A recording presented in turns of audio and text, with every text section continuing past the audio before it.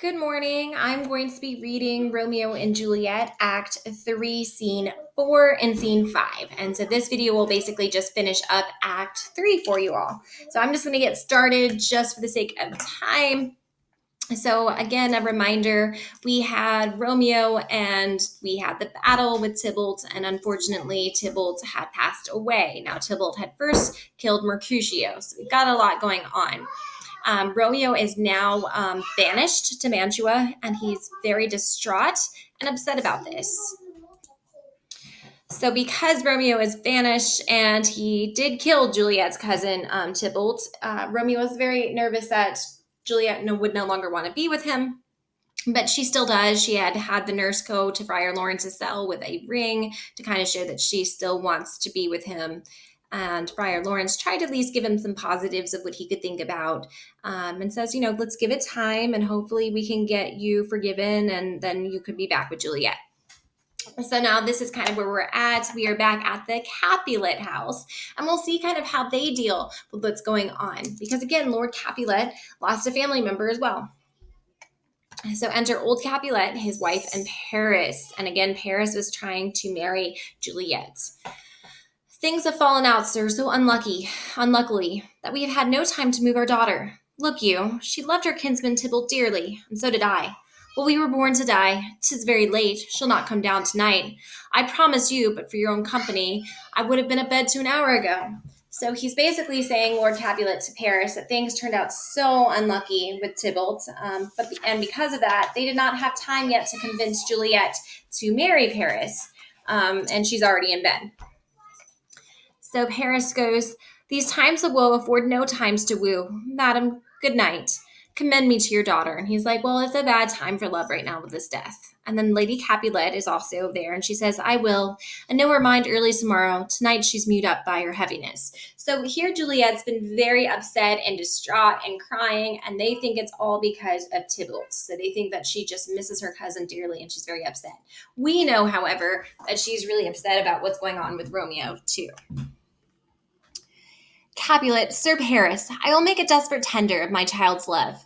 I think she will be ruled in all respects by me. Nay more, I doubt it not. Wife, go you to her, you go to bed.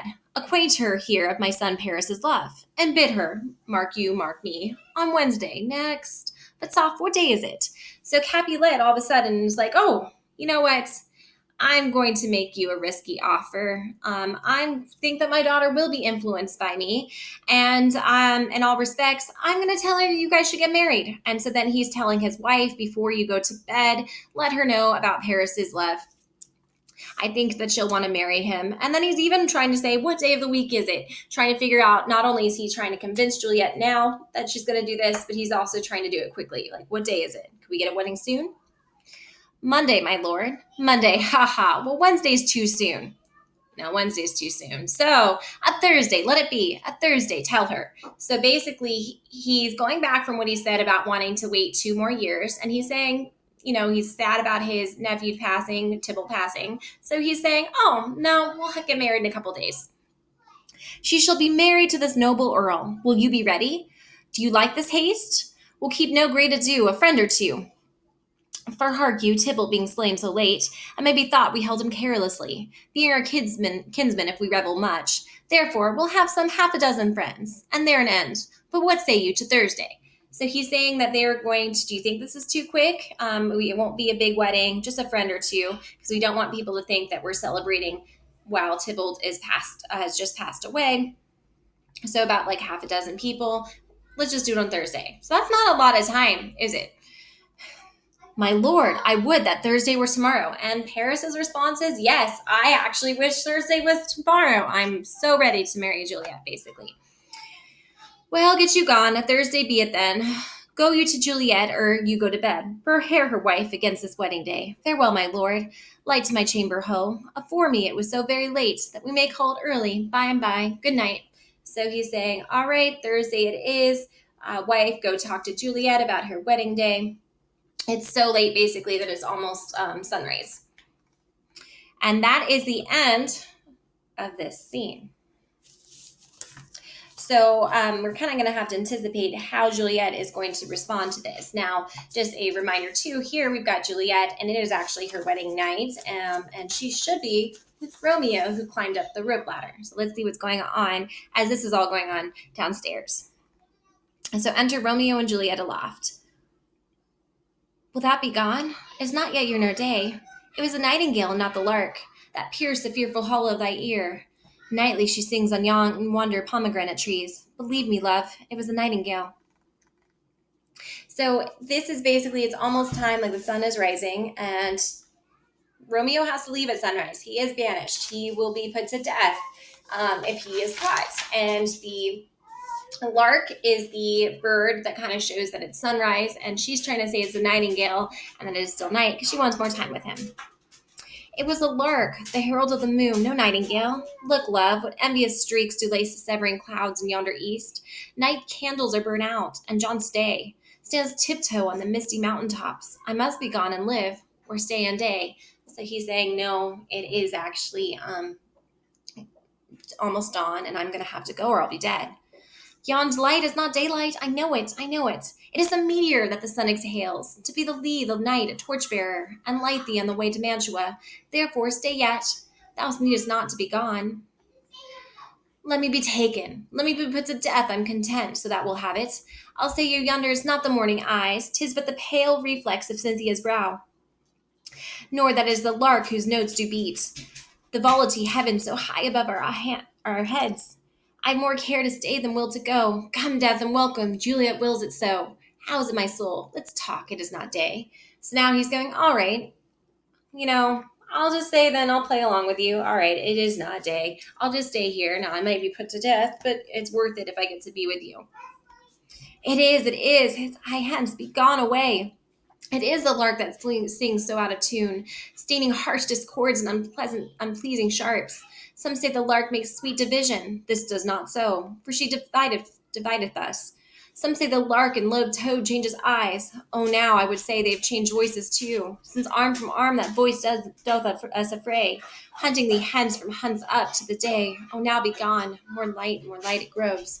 So she's saying that sometimes people say that, oh, it's just wonderful to have like this sunrise and whatnot, but she's very upset that their time together is over and that it is day, and he has to go because she knows he might be murdered if not. More lights, more dark, and dark our woe. So he says, as the day goes, there's unfortunately more and more pain for us. And now enters the nurse. Madam, nurse, your lady mother is coming to your chamber. The day is broke. Be wary. Look about. The window, let day in and let life out. Farewell. One kiss and I'll descend. So Romeo is having to leave because the nurse is coming, and he has to go because it's daylight. So he's giving her a quick kiss, and then he's leaving. He goeth down. Art thou gone so? Love Lord, my husband friend, I must hear from thee every day and the hour, for in a minute there are many days. Oh, by this count it shall be much in years, ere I again behold my Romeo.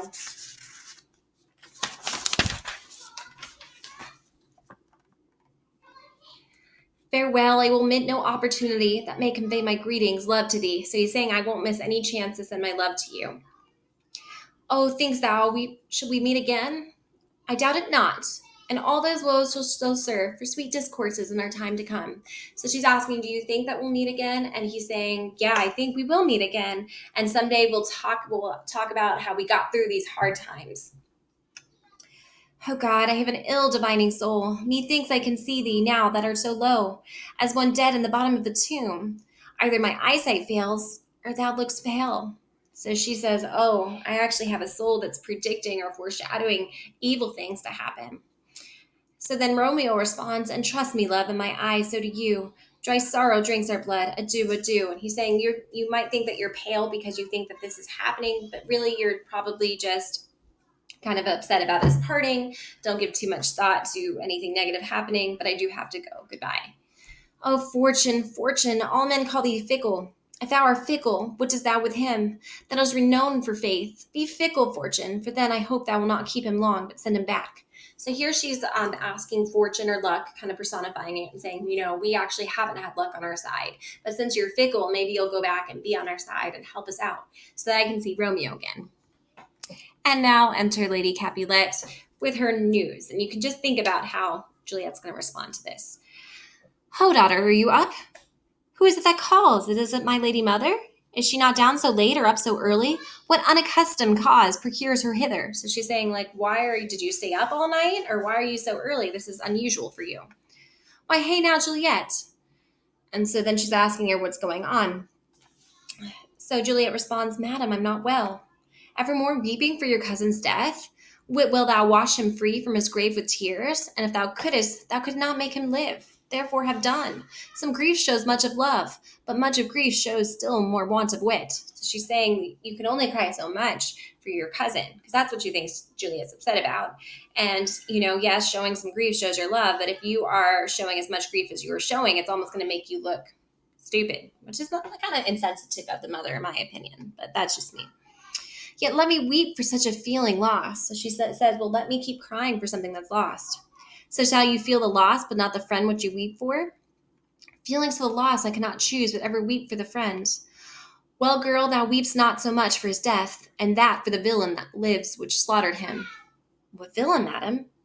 That same villain Romeo. So she's saying, instead of, just weeping, why don't you weep and feel bad too, or like be angry about the villain that had murdered Tybalt, Romeo. So then she says aside. So this is something that her mother does not hear, only kind of the audience. Villain, and he be many miles asunder. So she's saying that he is far from being a villain. So miles asunder.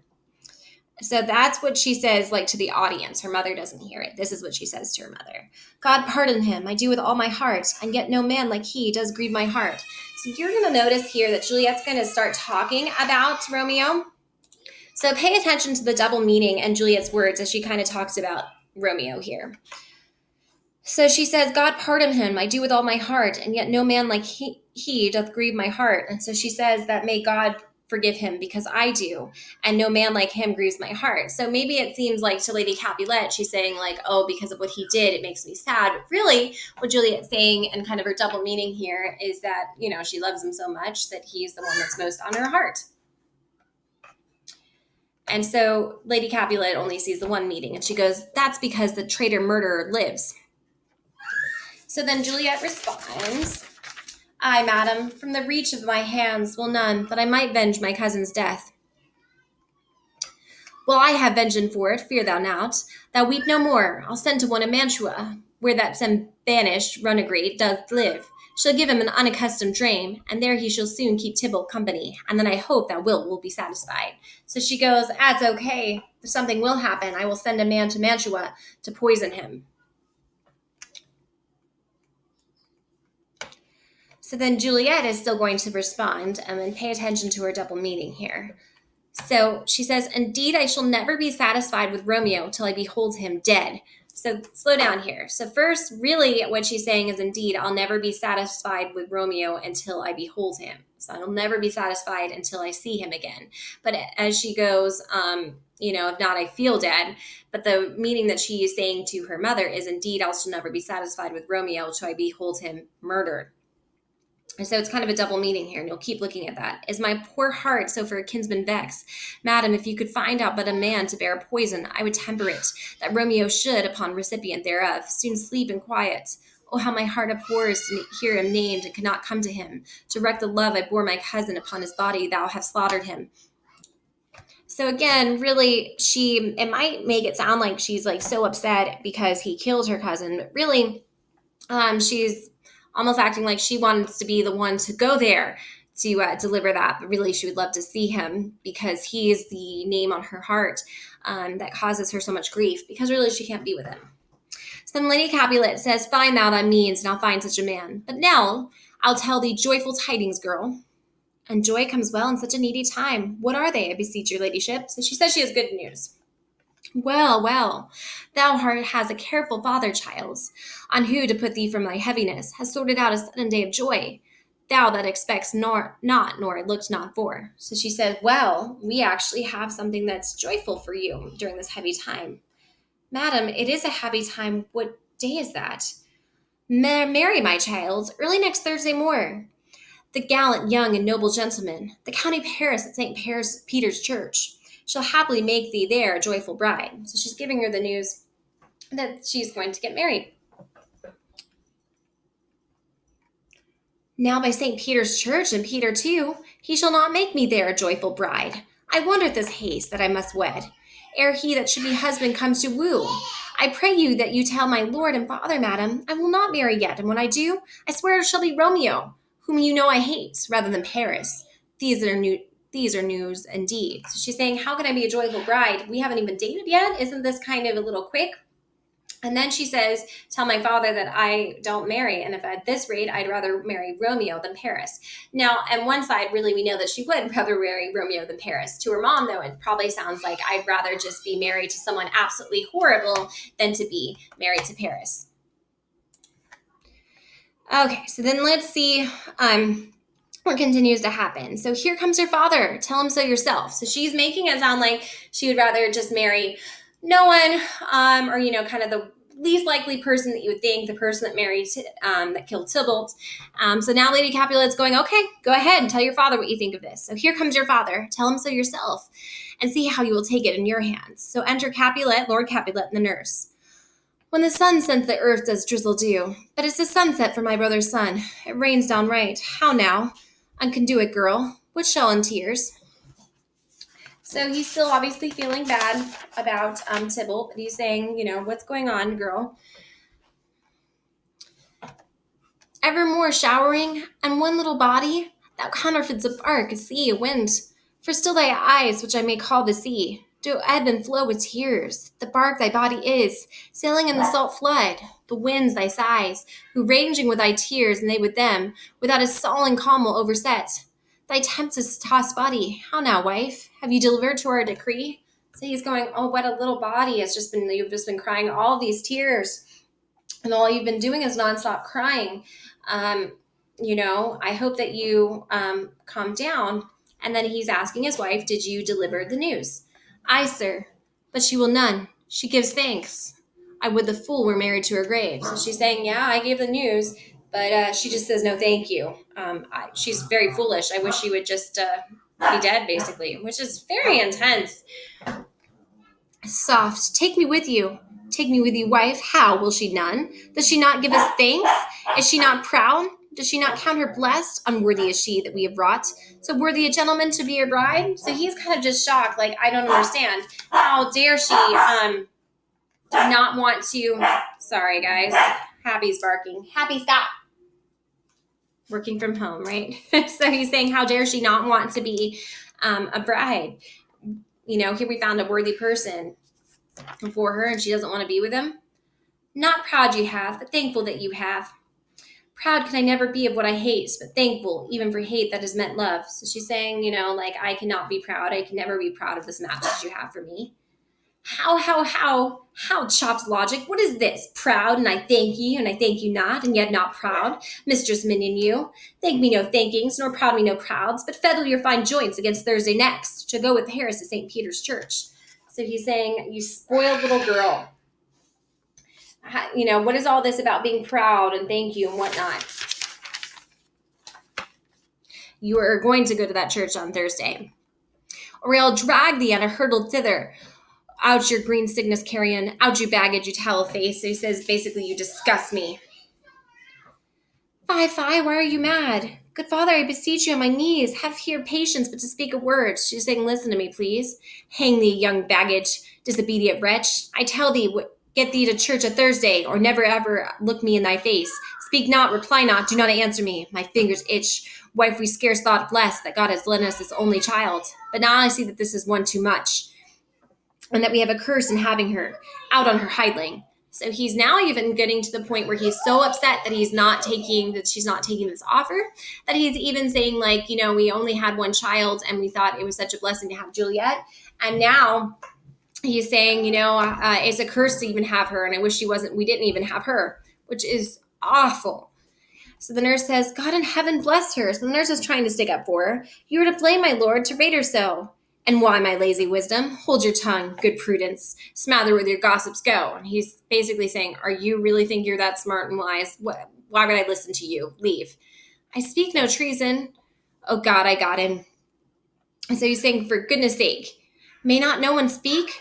Peace, you mumbling fool. Utter your gravity over a gossiping bowl, for here we need it not. So he's basically saying, no, I don't want to hear your voice. And so Lady Capulet goes, you're too hot, meaning you're too angry. God's bread, it makes me mad.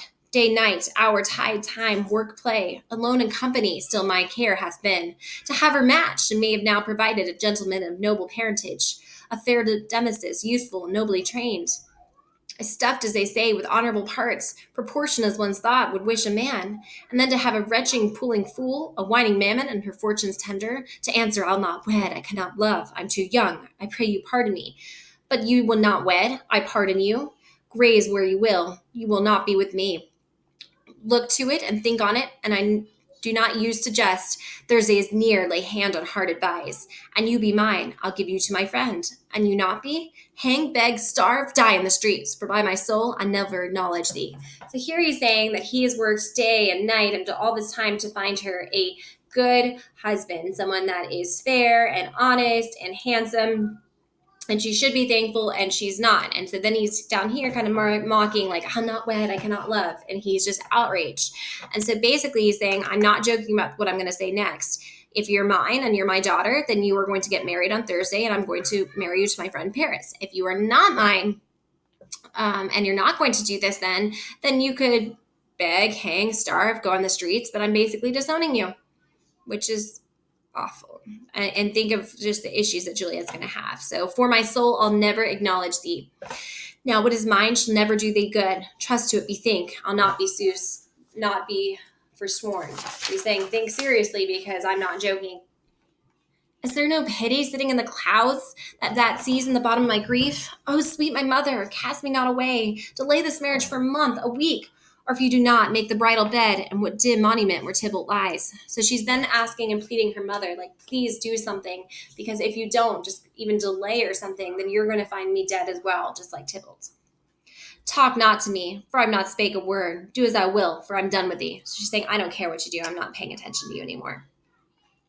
So then Juliet's now going to see if she can get help from the nurse. Oh God, oh nurse, how shall this be prevented? My husband is on earth, my faith in heaven. How shall that faith return again to earth?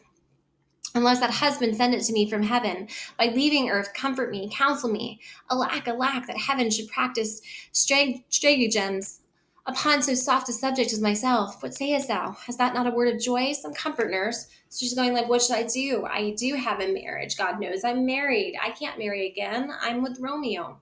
You know that. Comfort me. Help me. Faith, here it is. Romeo's banished and all the world to nothing. So she's saying, well, he's banished. He won't be coming back.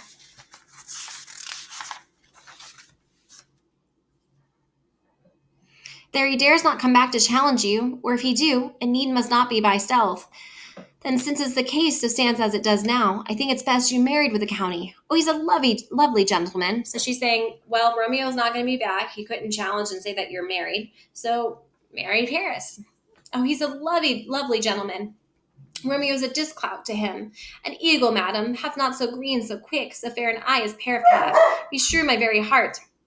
I think you are very happy in the second match, for it excels your first, or if it did not, your first is dead, or 'twere as good he were, as living here, and you are of no use to him. So she's saying, well, Paris is so much better than Romeo anyway, and, we might as well Romeo be dead, because he's banished and not here, so marry Paris. Speaks thou from the heart? So Juliet's going, is this what you really have to say to me? Is this what you're speaking from the heart? And the nurse goes, and from my soul too, beshrew them both. So then Juliet goes, amen. And that's almost like solidifying whatever the decision she's making. Like, okay, so be it. Is it so be it what the nurse is saying, or is it so be it something else? We'll see. What? Well, thou hast comforted me marvellous much. Go in and tell my lady I'm gone, having displeased my father, to Lawrence's cell, to make a confession to be absolved. So all of a sudden Juliet goes, amen, like she's made a decision, its case is closed, and she's all of a sudden telling the nurse, oh, you have comforted me, and now she wants to go to Friar Lawrence's cell for confession. Marry I will, and this is wisely done. Ancient damnation, almost wicked fiend, it is more sin to wish me thus forsworn, or to dispraise my lord with the same tongue, which she hath praised him with above and compared so many thousand times. Go, counselor, thou and my bosom henceforth shall be twain. I'll to the friar to know his remedy. If all else fails, myself have power to die.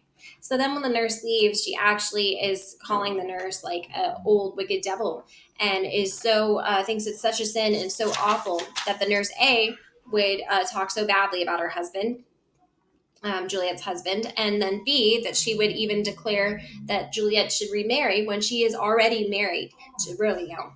So now she's going to go to the friar, but she says if everything fails, she has the power to die.